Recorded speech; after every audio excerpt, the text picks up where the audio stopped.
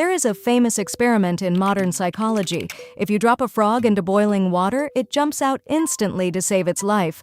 But if you put that frog in cold water and turn up the heat slowly, it doesn't perceive the danger. It stays there until the water boils, and eventually, it's cooked. In 2021, this man spent $180 leaving the grocery store. Same products, same quantity. But now, it's $312. And you know what the strangest part is? He doesn't even scream anymore. He just hands over his card. Is inflation actually down, or did we just get used to it? Today, in the global economy, we are that frog. While headlines scream, inflation has dropped, why does it still hurt at the checkout counter? Are the numbers lying, or have we just become numb? Today, we expose the greatest illusion of the modern economy, the psychology of acclimatized inflation, and the 3 hidden layers that are quietly robbing us. Let's first define what inflation is in economics. Inflation is an increase in the average price of goods and services in terms of money. This increase is measured using a price index, typically a consumer price index. When the general price level rises, each unit of currency buys fewer goods and services.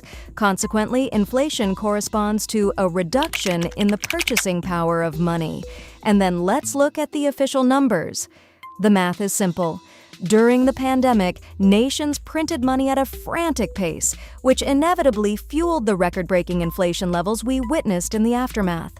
Too much money was chasing too few goods, and we are still paying the price for that imbalance today. The summer of 2022, post-pandemic, was a global inflation tsunami. In the U.S., inflation peaked at 9.1% in June 2022, a 40-year high. The Federal Reserve hiked rates in a panic. Today, the official figure hovers around 2.4% to 2.9%. They say, we've reached the target. In the UK, the situation was even harsher. Headline inflation hit double digits in 2022. It skyrocketed to 11.1% in October 2022, sending people into the streets. The Bank of England pumped up interest rates. Today, UK inflation is in the 2.5% to 3.5% band. In the Eurozone, it also suffered its biggest shock in history in October 2022 at 10.6%.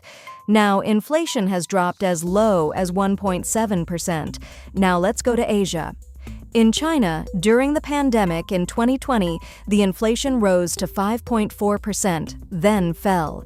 In September 2022, annual headline inflation hit 2.8% again. These days, they're even seeing negative inflation, deflation. Today, central banks are declaring victory. On paper, the fire is out, things have calmed down. Okay, it dropped. Great. But wait a second. There's a reality hidden behind the data. Inflation dropping does not mean prices are getting cheaper. A drop from 11% to 2% doesn't mean prices fell. It means they aren't rising as fast as they used to. That means the bread that was marked up 11% in 2022 is marked up an additional 2% on top of that high price in 2026. Since 2020, the general price level in the US has risen by about 20 to 22%. In the UK, that figure is over 25%. The money leaving your pocket isn't coming back. It's just disappearing more slowly. This is the mathematical illusion. Prices are permanently suspended in the air, while our purchasing power is stranded at that height. Now, let's look at the layers of invisible theft, how they continue to rob us within this permanent high. Now, let's look at where it really hurts.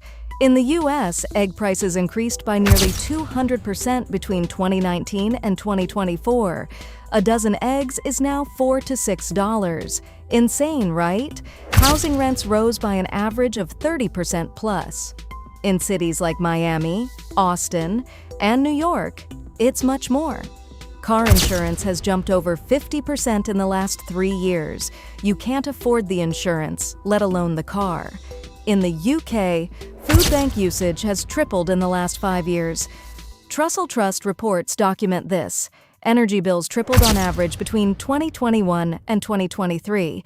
The government limited this with a price cap, but it's still double the 2020 level. Mortgage rates shot from 1% to 5 to 6%. As homeowners refinance, their monthly payments have doubled. How does this happen? Through marketing tricks. The first layer targets our brain's weaknesses, shrinkflation. The human brain notices price increases with 90% accuracy, but our rate of noticing volume and weight decreases is below 30%. Think of a major snack brand. They keep the price steady at $5 but drop the bag from 120 grams to 105 grams. While you're happy that the price didn't change, you actually paid a 14% markup per unit. In the US, discount stores like Walmart and Aldi saw record customer numbers. The middle class changed its habits. Shrinkflation was perfect to keep people from noticing. Same money, less product. But more sneaky is skimpflation. Here the product doesn't shrink and the price doesn't rise. The quality is stolen. An ice cream brand reduces real milk fat to save costs, replacing it with cheap vegetable oils and air. Or an airline keeps the ticket price the same, but charges for everything that used to be free: bags, water, seat selection. In the end, what you hold is just a shadow of what you bought a year ago. Prices seem to have dropped, but the value you purchased has collapsed. Now, we come to the most controversial part: greedflation. Corporations use inflation headlines as a smokescreen. In 2024 and 2025, supply chain costs really did go up, and companies raised prices. But today, shipping costs and raw material prices have returned to normal. Did the labels drop? No. Look at the late 2025 balance sheets of global food and cleaning giants. They reported the highest profit margins in their history. This means if their costs went up by 1 unit, they raised the price by 3 units.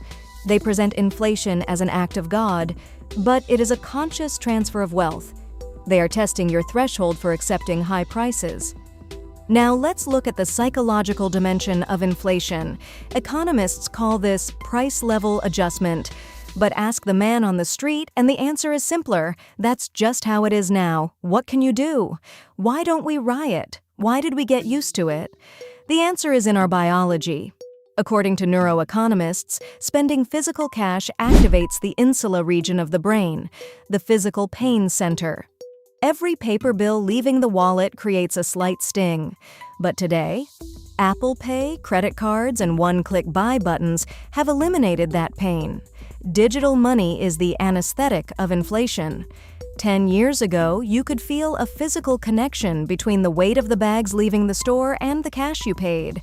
Today, you just touch a screen. When the physical contact is lost, the perception of value is lost too. What $100 or 20 pounds is becomes just a number on a screen. We didn't get used to inflation. We were forced to lose our sense of value.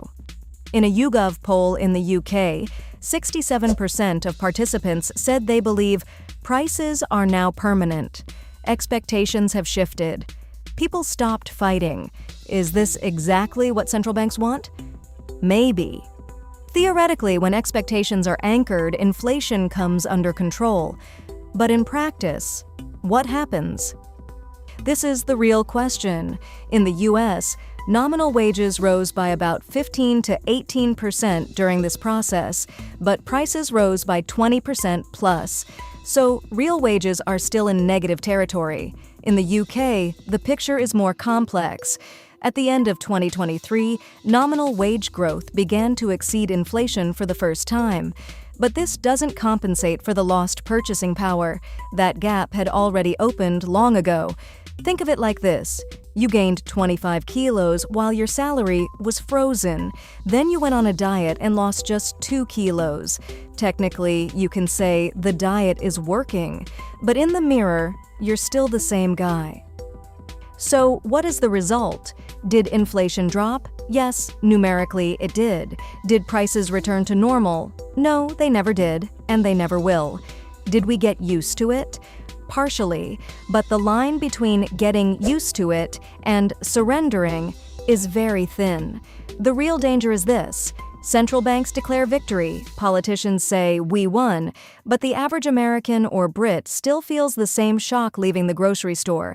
They just don't scream anymore. Stopping the screaming doesn't mean the problem is solved. So, what can we do?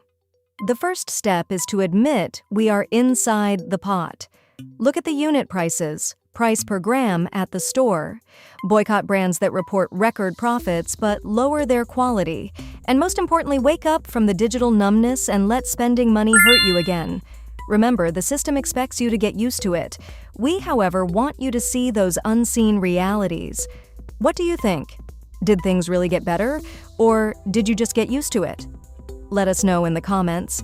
If this analysis opened your eyes, don't forget to subscribe and send this video to a friend who has gotten used to inflation. See you in the next video.